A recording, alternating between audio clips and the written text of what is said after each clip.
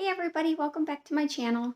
So today I'm going to be unboxing some antiques that I recently bought at auction. I bought these on two separate weeks, one this week and one last week. I just picked all this up today. It's an online auction and there's only a few pictures, and usually the pictures aren't that great. If you've ever purchased from an online auction before, you know that the pictures are not great. They don't show most of the detail a lot of times, so you don't really know what you're getting, and you're kind of hoping that it is what you think it is. I love antiques, and probably if you're watching this video, you like antiques too, but I also love usable antiques.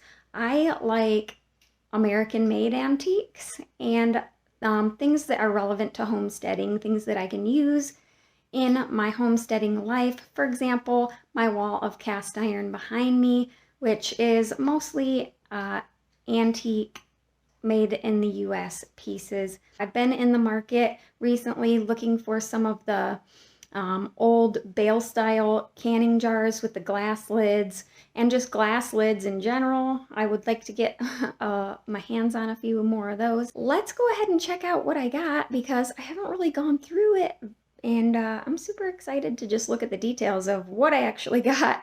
So I did get some cast iron. So the cast iron I got was from last week, and it's been sitting here in this box. So there's 3 pieces of cast iron that I got, and it was all together in one listing, and they only showed the tops of the pans, and they did show the bottom of the griddle, and I could see that it said Griswold. It was a small block Griswold, and it said griddle on it, so I knew that the griddle at least was a small block Griswold. The other two definitely looked like they probably were, but they didn't show the bottom of the other two.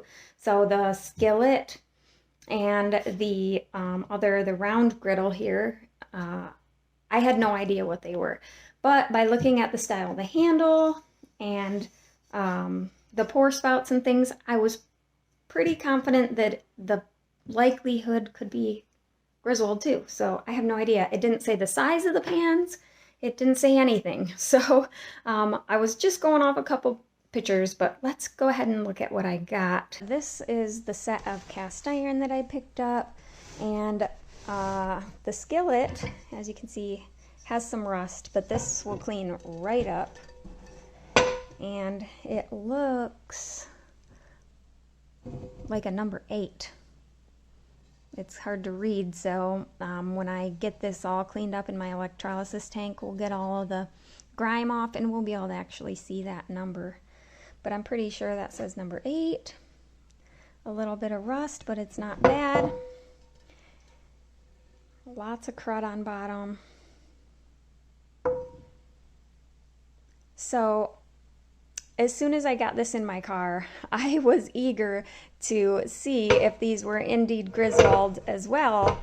And my son handed me this one, and at first I looked and said, well, darn, I don't know. There's too much crud. I don't know what it is. And then I spotted Erie right there, and I could tell right away. Also right here, you can see the edge of that small block logo. So this definitely looks like a small block Griswold, number 8. I do have a number 8, and it is an antique 3-notch lodge. So, and I use it all the time. So I am going to love having this. Number 8 was the most common size. I do prefer bigger pans for the most part. I really love 10. My number, well, it's not a number 10, but my modern 10-inch lodge skillet, I use that all the time as well. But let's go ahead. I'm going to put this on my stove top. I have a glass cooktop, so it sits flat, no wobble. All right, so let's look at the next one. So the bottom of this is a this is the griddle that they showed the bottom of, so I knew for sure that this was a Griswold. But there was also this griddle. So I was wondering if this would be also a Griswold or not. But this one is really, the seasoning is really thick on this one, but it's very sticky. very sticky. It looks like glass. It's extremely shiny. Look at that. Very shiny. But yeah, this one is also a small black Griswold, but man, you can barely make out the logo with all the stuff. Well, let's see if this one is flat or not. You never know when you buy them on auction. So this one is not flat. You can't really tell, but there you go. You see that? So this one has a slight wobble, and it'll definitely spin on my glass top, but I think that this is definitely usable on a griddle, or not a griddle, but like a grate on if you had a gas grate. I think that would sit on there perfectly. It's not warped to the point that it's unusable. Actually, this is the griddle that I already had. Sorry, it's dirty. I just cooked grilled cheese on it today, but this is the Wagnerware pan that I found in the backyard under the burn barrel. So we moved the burn barrel to put the garden in, and this Wagnerware was on bottom, and it actually has a small wobble as well. You can't tell on the countertop, but on the cook stove, this one has a slight wobble. See? So anyways, and I use it all the time. It's not to the point where it spins, but definitely usable. This one, I'm hoping that eventually here soon I'm going to replace the stove and get some propane in here and get a propane stove. So I think that this would not be a problem on that because it just doesn't wobble that much. But okay, let's bring this back over here. So this is the number 8. It says number 8 on both ends, and nice and smooth. Okay, this thing is heavy. So it's pretty dirty. Oh. Okay. Whew. That thing's pretty large. So this is the picture that I seen. All it showed was this. So all I could see was griddle and the small black logo. And I was able to figure out though, there is a little nick right here, but it's not cracked anywhere that I see. It looks like it's in great shape. And likely I won't be using this on my glass cooktop, but let's set it over there to see how it sits. Oh, ooh, scary. Some of you are probably panicking right there for a second. Okay, so let's see. Oh, yes, no warping in that big thing. I probably won't be using that on my glass cooktop, but we'll see. And because the bottom's not flat, I do cook a lot with things that don't have flat bottoms though, so it can be done.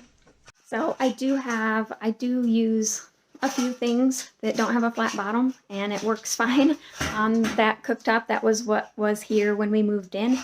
So I've always cooked on gas. This is my first time cooking on electric, and I haven't had a problem with some of my pans. For example, this is my number 8 Lodge 3-notch here, and some of these, like this one, have a heat ring on bottom, and I don't have any trouble cooking with a cast iron that has a heat ring on it. And I also make Ebelskiver, which is with this, and this is the bottom of the pan, and yes, I cook Ebelskiver without any problem at all. They turn out perfectly. So yeah, I may be able to use the griddle. I might have to test it out because I could cook a lot more pancakes on that. If you guys want to see how I restore my cast iron, then make sure you subscribe and check back or use the bell, because as soon as I have time, I'm going to be restoring these. And yeah, I'll show you. I will be using my electrolysis, and I can show you guys how I set up my electrolysis tank too if you're interested. That's my dog. He is licking the dog bowl. Hey, Billy, stop it. He wants every last morsel that's in there. All right, so that is the first thing I bought. And this is, again, I bought this last week. So let's go ahead and look at what I just picked up today.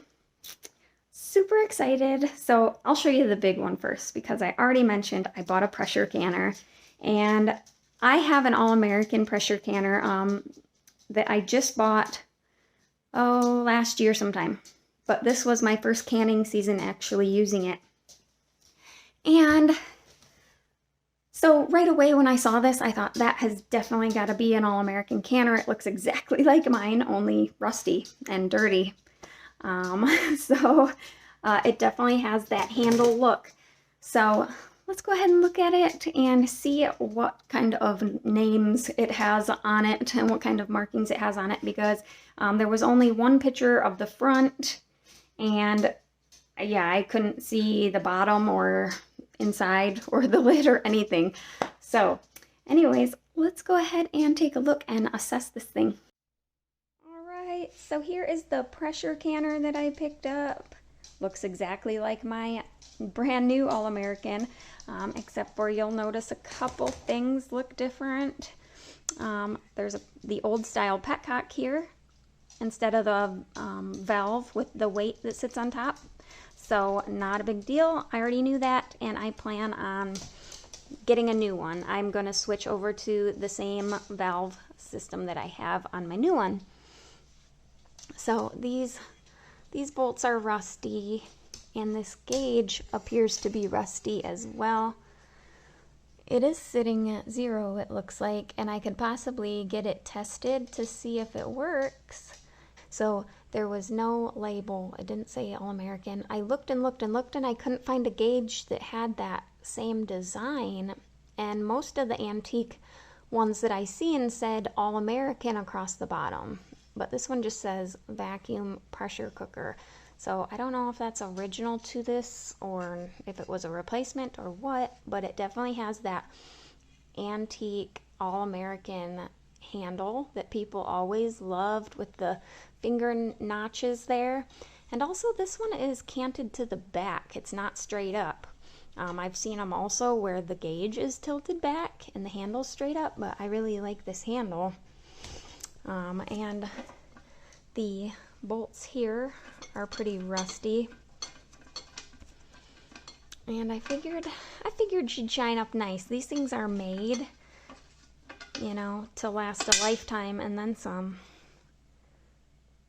So some rust and corrosion, and I knew that if any of these parts can't come clean, that I can replace them if they really are All-American.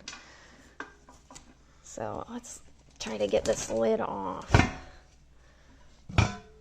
All right. So there's nothing under the lid. Usually you'll see like a date or something right here under the lid, but there is nothing. And you may also notice that there is no emergency release valve right here. Usually there would be a hole here. The newer models have a rubber gasket there, and then the older ones had like a lead or metal or something little thing in there. I've never actually seen it in person, but I read about it. And yeah, so this one doesn't have an emergency release valve at all. This thing would have been kind of terrifying to Canon, I think. So no emergency release valve in the original petcock. That just seems kind of scary to Canon. But if I decide that I really feel uncomfortable without having that emergency release valve, I will just buy a new lid. I can buy a new lid with all the parts for right around $150, maybe a little less, because this is smaller than my 21 quart. But here's the inside. Definitely the aluminum has seen better days. It definitely needs cleaning, but we can shine it up a bit and get this looking great. I don't see any damage that is scary or questionable so far. so that's good. So the outside is of course tarnished and oxidated and old. Let's see if I can flip it over with one hand. Okay, all right, there. It says All-American 15.5 quarts, Manitowoc, Wisconsin. Awesome. All right, so there it is. It's sitting normally. It doesn't look like it has any damage. Everything looks good. She just needs a bath. And maybe some new parts, new gauge maybe, and definitely this. Try to clean the rust off them screws, but I will definitely want to keep the handle, even if I do end up getting a new lid. I want to see if I can keep that handle. Love it. All right, so there is that. That's super exciting. So I forgot to say, I should probably tell you about how much I paid for these on the auction. So the pressure canner I paid $32 for. For the 3 cast iron pan set, I paid $62, right around $60. I can't remember the exact amount, about 60 bucks for all 3 of them together in a set. And also, like the pans, I will probably film the steps that I take to restore the pressure canner. So if you have an old pressure canner, maybe it was handed down to you, or you find a good deal on one used and you're wondering how to restore it, you'll want to check back as well, because I definitely will be filming how I restore that and how it turns out and everything, because you know, you can't just use any old product on the aluminum stuff. So anyway, so now let's look at the rest of the stuff that I picked up today.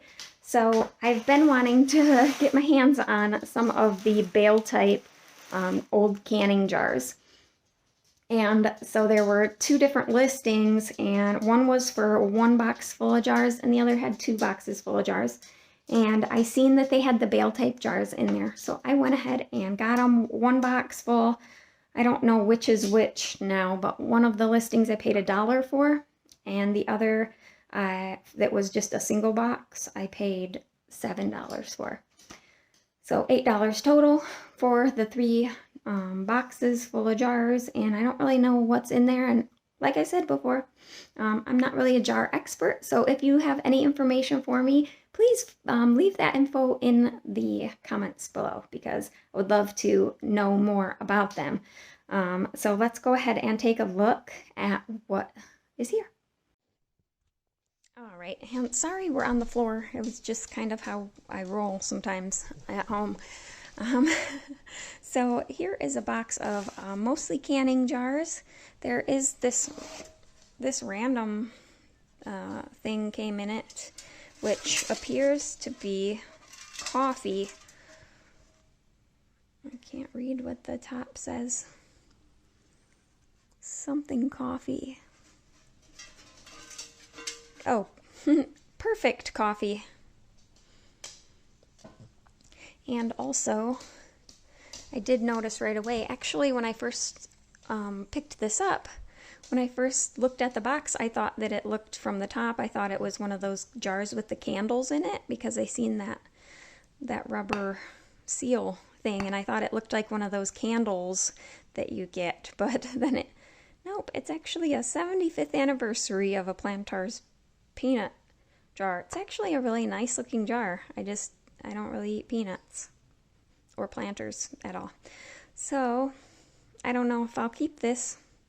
Maybe I could sell it or give it to a peanut enthusiast. We'll see. The glass feels nice, and I love that it's an airtight lid. All right, so I guess we'll just go ahead and look through this box, because this one is the prettiest anyways. And right away, I'm drawn to these cool looking jars. So I've never seen jars with this embellishment, I guess, on the side. That's really cool. It has a smooth front. I guess you could put a label there, or maybe there was a label on it at one time. But it is unmarked, and there is no lid. I wonder if the narrow mouth lids will fit on this. Let's check it out. We'll just grab one of these. And yes, it does. Yes, if it's a narrow mouth lid. So that's cool. All right, cool. So that fits on narrow mouth regular canning lid. And there's another one here. Same thing, but this one is skinnier. Same size mouth, but it's a little bit narrower. All right, so then we can look at this one. Look at that. So, oh, so this is a little bit old, I suppose. I will try to leave the dates to these that I find, like I said, in the video. But this one has the L with the underline. It kind of goes under the dropped A, cursive B, and it's a perfect mason. Has an 8 on the bottom. It's kind of a cool looking bottom. And this, let's see, this looks like the same thing. Oh no, this is definitely different. This is probably 1920s, 1923 to 33, I believe, because the L just ends. It doesn't have an underline. Perfect mason. And this one does have kind of a rough, it's not quite in as good of condition there. The rim is a little bit chipped, if you can see that in the... All right, my dog just wants to sit on my lap. No, stay away. Okay, so this is a smaller pint size. And no mark on the bottom, but this is a ball. So this one's a little bit different yet. Pretty cool. All right, so I think I looked at all of them but the ones with the bales on it. So let's see this one. Ooh, so pretty. So this is a ball ideal. This is probably 1920s, right? If you know, feel free to let me know. I think this style was from 1920s to early 1930s is when they made this logo without where the L just stops. It doesn't have like the underline thing. 0 on the bottom. And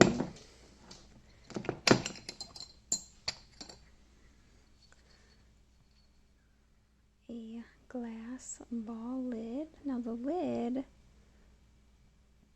looks like it does have the underline after the L, possibly. It's hard to tell. Yeah, look, that one is underlined. So the lid could possibly be from a different time, since the logos are different, but it is a ball lid. But that's a really cool jar. I love that jar. All right, and then there's this one. This is a quart jar. Looks like the same logo, probably 1920s, ideal. This one does say patented July 14th, 1908. Pretty sure that doesn't really mean anything. Let me know if you know otherwise. And on the bottom, we just have a, what is that supposed to be, a G? I don't know what those mean on the bottom, or if they're significant at all. So the wire goes on this side, it says. It's kind of stuck. There we go. The lid is unmarked, but it looks to be in good condition, no damage. Cool, cool. Absolutely perfect condition. Awesome. And I really do prefer clear jars. I really don't care a whole lot for colored jars typically, but I don't, in the long run, I don't really care. Just need to get some of those gaskets. Actually, so Ace sells gaskets that can be used with these jars that are made of silicone, and they say that they are usable up to 10 times. One more in this box. Oh, and this one is so neat. The writing looks, I mean, the logo, it looks like the 1920s to 1930s logo, but it's so weirdly like, it almost looks handmade. See how the letters kind of stick up in the middle? They're kind of pointy looking. I never seen that before. The other ones are all rounded letters. So, and then this one says Ideal again. A 7 on the bottom there. Now this bale looks in a little bit poor condition. Got some rust on this bale. And this one just goes around the neck like a twisty tie. So that's different than the other ones. This is cool because it's square. Look how square the jar is. So that's pretty cool. All right, let's move along. All right, so let's go over to this box because this one looks the next coolest. And this one has this weird bottle. I'm guessing they just put blue food coloring in here for decoration or something. I don't know, but interesting. And this looks like a medicine bottle.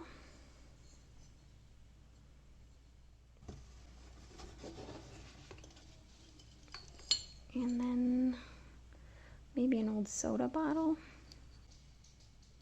I don't know if that has any use for me personally, but, and a Pepsi Cola bottle. It's kind of cool. I don't know if there's any use for me. I may have to rehome some of these jars because I don't know if I would use these. I just wanted the canning jars.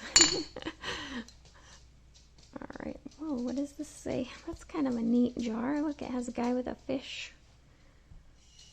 Scott's Emulsion. Scott's Emulsion cod liver oil with lime and soda, and it has a guy there with a fish over his shoulder.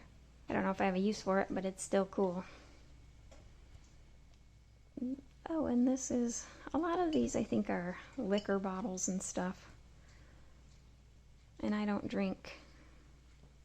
Seagram's, that's a modern day alcohol, right? I have no idea. Although I don't know what I would put in it or use it for. This looks like another liquor bottle of some kind. It has that illegal to resell or reuse 1 pint.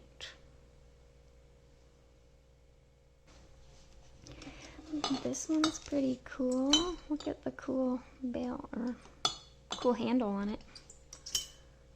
It's kind of rusty. I wonder what this would have been for. It does look like there's a crack at the top of this one. Right there.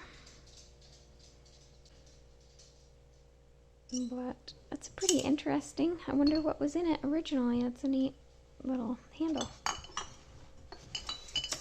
Alright, well, let's look at this cute little jar. So I thought this was a ball jar, but there's no logo on it.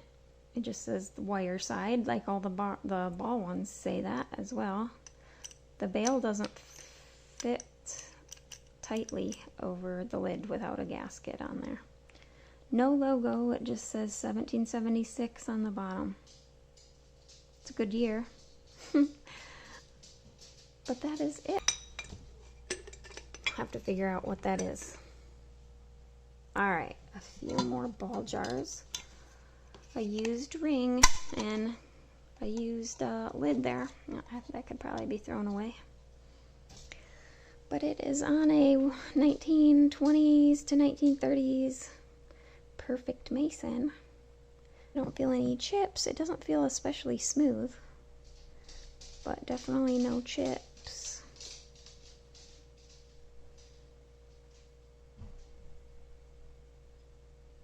Looks like a winner. Whoops. And this is a bale jar without a bale and without a glass lid. Have to get one for it. These letters are really skinny compared to the other ones, but the same logo, but it's definitely written differently. This is very thin. Very, very thin letters, and this one's the ideal jar with the patent date there on the bottom. I'll have to get a bale and a glass lid for that one. Alright, and this one. So this is a pint jar. It looks good, in good shape. This is a Perfect Mason. That same kind of, well, that one's like a same looking logo on the bottom. Looks like a nice jar. Looks like there is an air bubble or two right there. How cool is this big jar? There's no handle. I don't know what the handle used to be, or what was in there. It's a big jar.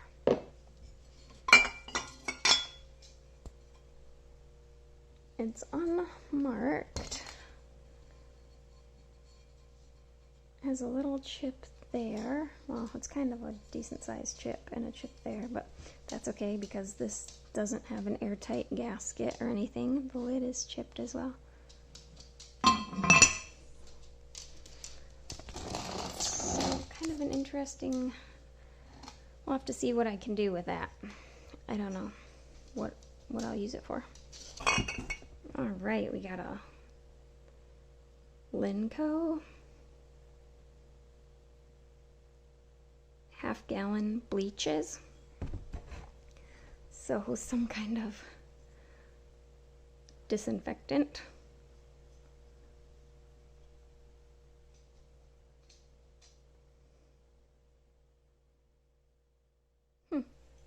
Interesting. So it looks like this jar was made by Ball. If you see under the triangle, it says Ball.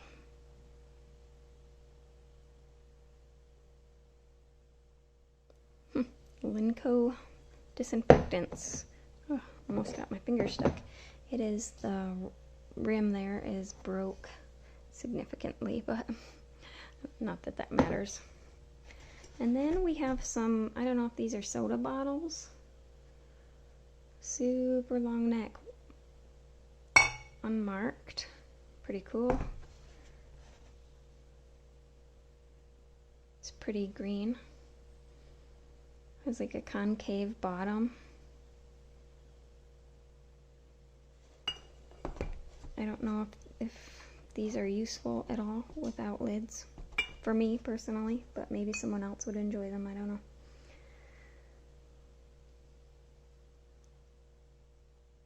Pretty green glass though.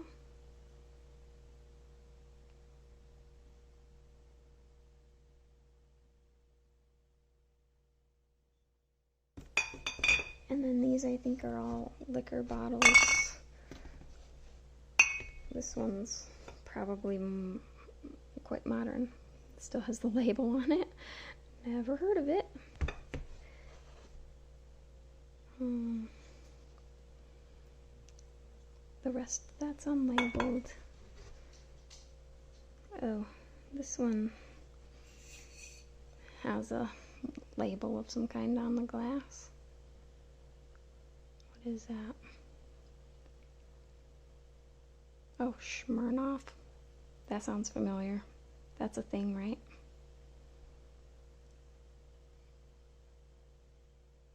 I would assume that's their logo. I don't know if that's old or new or what their style is now. I doubt that they emboss their glass like that currently. Most don't. Who knows? Maybe you know. Alright, and this is the last one, and it is unmarked. some kind of soda or liquor bottle of some kind. All right. Well, what I was really interested in were all the canning jars. So a lot of these will probably find new homes. All right. So that was pretty fun. I hope that you guys enjoyed looking through these antiques with me as well. Definitely check back if you're interested in seeing how I restore my cast iron. And also if you want to see me restore the pressure canner as well. Pretty cool. Like I said, I love antiques so much, but I really, really love things that are useful to me now that I can use, not things that are just going to sit on the shelf and be pretty. So I love usable antiques, and I love things that help me in my homesteading life, and just to think of all the other people who use these things, and all the hands that have touched them, and the food that they stored, and the, you know, the love that people had for these items. So it's pretty cool. But that is it. I hope that you guys enjoyed this video, and I'll see you guys in the next video. Bye.